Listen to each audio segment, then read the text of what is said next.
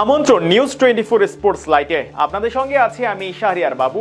চলুন দর্শক জেনে নেই বাংলাদেশের নতুন কোন প্লেয়ার যুক্ত হচ্ছে কিংবা একাদশ থেকে বাদ পড়ছে। বিস্তারিত থাকছে রিপোর্টের বাকি অংশে।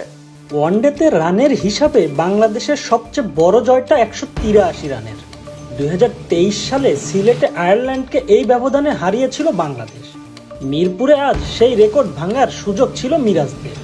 ওয়েস্ট ইন্ডিজ যখন 97 রানে নবম উইকেটে খোয়ালো, পিছিয়ে ছিল 199 রানে। বাংলাদেশকে রেকর্ড করতে দেননি West Indies bowler Akeal Hossain.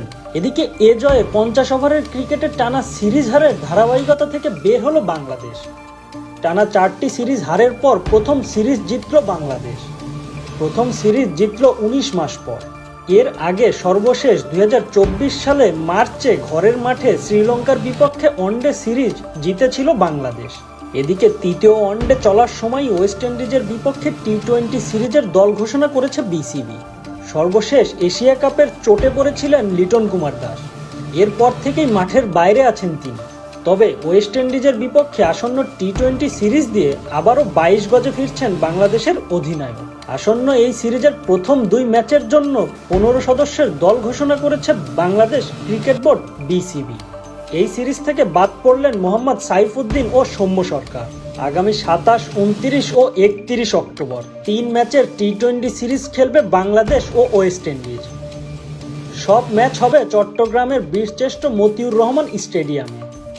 West ইন্ডিজের বিপক্ষে এই সিরিজটা বাংলাদেশের জন্য গুরুত্বপূর্ণ, কারণ এটি তাদের টি-20 বিশ্বকাপের প্রস্তুতির অংশ।